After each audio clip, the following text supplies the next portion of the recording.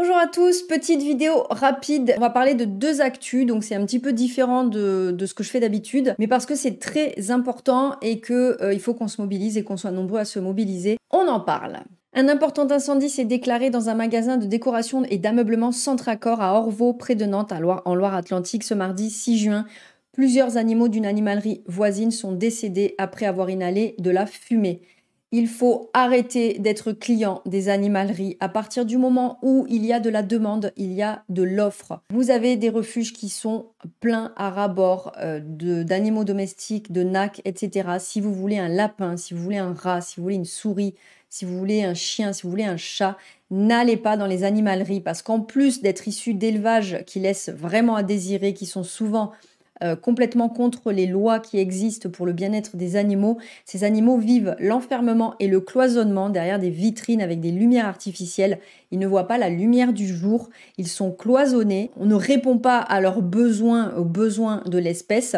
Et donc, en étant client de ça, eh bien, on est en fait complice de ce qui peut se passer, c'est-à-dire qu'effectivement, voilà, il y a un magasin à côté qui prend feu, ces animaux sont dans des cages, ces animaux sont derrière des vitrines et ils sont morts lentement après avoir inhalé du coup des fumées. Donc, s'il vous plaît, allez adopter dans les refuges, dans les associations. Il n'y a aucun endroit en France où il n'y a pas de refuge ou d'association. C'est dramatique, évidemment. On rêve qu'il n'y en ait un jour plus du tout. Ça voudra dire que le problème de la protection animale est résolu. S'il vous plaît, n'allez pas acheter dans les animaleries. Voilà pour la première info, parce que ça m'énerve. Si ce genre de lieu n'existait pas, eh bien, il n'y aurait pas eu ce genre d'incident. Donc, ces animaux ont connu une naissance de merde, une petite vie de merde, et sont morts dans la merde. Voilà. La deuxième info, samedi 3 juin, des pluies diluviennes se sont abattues sur Lyon et ont fortement touché la SPA de Brignais. Pour sauver les 250 animaux de l'établissement, les bénévoles ont redoublé d'efforts dans une mission d'urgence. Il est tombé plus d'un mois de pluie en moins d'1h30 sur le sud de Lyon, a indiqué Romain Weber, prévisionniste de Lyon Météo. Les évacuations d'eau étant saturées, la SPA a rapidement été inondée et le niveau de l'eau est monté progressivement dans les pièces où étaient les animaux. Ces derniers terrorisés ne pouvaient pas s'enfuir et étaient prisonniers de leur enclos. Samedi soir, on a eu des très violents orages qui se sont abattus sur le refuge, ce qui a provoqué une inondation assez impressionnante. Donc on a dû venir sur place directement le plus rapidement possible pour mettre nos animaux en sécurité, parce que les bâtiments ont été gorgés d'eau. Ils ont dû avoir tellement peur. Alors nous, on habite dans les Pyrénées-Orientales, c'est souvent qu'on a des inondations. Et quand je bossais dans le refuge où je bossais, on a eu souvent justement des montées d'eau. Et c'est vrai que c'est effrayant parce que en fait, l'eau, c'est un peu comme le feu, c'est tout ce qui est naturel, entre guillemets. On a beaucoup de difficultés à l'arrêter en fait. L'eau, elle monte, elle monte, elle monte. Et on se dit, mais c'est pas possible, parce qu'en plus, pour l'évacuer, c'est compliqué, puisqu'on est entouré d'eau. Donc voilà. Heureusement, les bénévoles de la SPA ont réagi en urgence et sont rapidement intervenus pour les sauver. Un élan de solidarité s'est mis en place entre les bénévoles qui ont évacué l'eau avec des seaux. Beaucoup de peur, beaucoup d'anxiété de retrouver un animal noyé, en fait. Tout s'est passé très très très vite. On était dans l'eau, on avait extrêmement froid, il y avait encore l'orage qui battait, mais il n'y a rien qui nous a arrêtés, en fait. Le plus important pour nous, c'était vraiment de retrouver tous nos animaux et de s'assurer que tout le monde était en vie. Dans la Châtrie, une dizaine de petits félins a eu le réflexe de se réfugier en hauteur pour échapper à la montée des eaux. Les portes étant bloquées par l'eau, les bénévoles ont réussi à sortir les chatons en passant les cages par les fenêtres. Tous les félins ont été récupérés sains et saufs et mis à l'abri. Pour sauver les chiens piégés dans leur box, les bénévoles ont évacué l'eau et installé des couvertures pour que les animaux passent la nuit au sec. On s'est mis en équipe, donc il y a des équipes qui sont montées voir les chiots par exemple, sécher les chiots, sécher les box pour être sûr qu'ils ne tombent pas malades derrière. Il y a une équipe qui s'est chargée de vider au maximum l'eau en décrochant les évacuations, en vidant au maximum avec des bassines. Et puis il y a d'autres équipes qui sont chargées du coup de mettre les chats de la retraite ou de la ludocate en sécurité en hauteur dans les bâtiments adaptés. En fait, il y a tout qui flottait à la surface. Et puis les chats n'ont pas compris. Il y en a certains qui se sont retrouvés piégés dans leurs petits coussins en flottant à la surface. Ils étaient apeurés, donc quand on est arrivé, c'est vrai qu'il y en a qui par réflexe se sont jetés dans l'eau à cause de la peur. Si tous les animaux ont été mis à l'abri, les dégâts causés par l'orage sont conséquents. La chatterie collective, la maison de retraite des chats et les bureaux d'accueil ont principalement été touchés et de grosses réparations devront être effectuées sur les circuits électriques et l'informatique.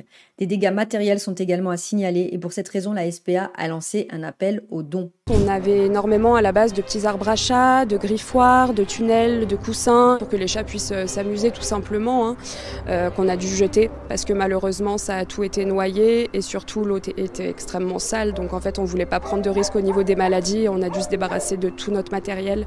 Donc pour le moment on a essayé de remettre 2-3 trucs qu'on avait un petit peu en stock mais ce ne sera pas suffisant pour les chats. Je cite, « Grâce à la mobilisation, la réactivité et le courage de nos équipes, cette mission d'urgence s'est fort heureusement bien terminée. Soutenez le refuge et ses pensionnaires. La majorité des arbres à chats et autres griffoirs, paniers, tunnels ont dû être jetés car trop endommagés. Si vous souhaitez soutenir notre refuge et apporter du réconfort à nos pensionnaires, que vous possédez des accessoires, serviettes, couvertures que vous n'utilisez plus, ou si vous souhaitez faire un don en ligne pour nous aider à faire face, vos dons seront plus que jamais les bienvenus. Merci », a indiqué la SPA de Lyon sur son compte Instagram. On a fait un appel aux dons pour essayer de récupérer un maximum de mobilier pour les chats. On a eu quelques retours déjà, ça commence. On a eu quelques arbres à chat, une très jolie cabane, et puis des coussins, des serviettes, des couvertures. Donc c'est vraiment chouette de voir que les personnes sont attentives aussi à ce qui se passe et sont prêtes à nous aider quand on est en difficulté. L'eau est tellement montée qu'elle a atteint les prises électriques, donc on a dû couper l'électricité. Il y a le réseau qui a malheureusement sauté.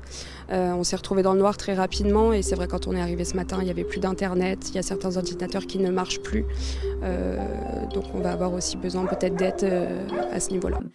Donc vous pouvez faire un don en ligne, un don en argent, mais vous pouvez également faire un don matériel. C'est-à-dire que comme il disait, si vous avez des vieux arbres à chat que vos chats ne regardent pas, si vous avez des serviettes, des couvertures, des draps, etc., il faut vraiment leur amener parce que là en fait ils repartent à zéro. Donc voilà, je reviens avec vous, c'était une vidéo rapide sur 2 faits là, qui se sont produits vraiment sur les dernières 48 heures. Je me suis énervée franchement concernant l'incendie avec les fumées qui ont tué les animaux dans l'animalerie. C'est pas la première fois que ça arrive. Il y avait eu le même cas il y a 2 ans, pareil, où une animalerie du coup avait perdu tous ses animaux. Franchement, c'est agaçant. Donc oui, il y a des nouvelles lois qui passent pour que du coup il n'y ait plus de chiots, de chatons, etc. vendus dans les animaleries. Mais pour les nacs, c'est encore pas le cas. Pour les oiseaux, pour les poissons, etc., ce n'est pas le cas. Donc s'il vous plaît, ne soyez pas friands de ce genre d'endroit. Je sais, c'est compliqué. Vous allez voir pour un pot de fleurs, vous êtes avec votre enfant, votre petit frère, votre petite sœur. Vous passez à côté d'une grille où il y a des lapins qui sont absolument à craquer, des petits gerbilles, des hamsters, etc. Je peux comprendre le craquage.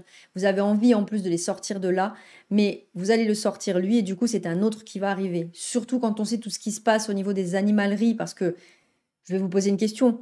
D'après vous, une fois qu'un animal n'est plus en âge pour eux d'être adopté, que devient-il? Voilà, je vous laisse là-dessus. Je vous souhaite une excellente journée. On envoie beaucoup de pensées positives du coup à la SPA de Brignais. On leur souhaite beaucoup de courage. Je vous souhaite une bonne journée. Prenez soin de vous et de vos poilus. N'oubliez pas de vous abonner, d'activer la cloche et de me mettre un petit j'aime. Ça me fait super plaisir quand je reçois les notifs comme quoi j'ai eu un petit commentaire ou un petit j'aime. À bientôt. Ciao, ciao.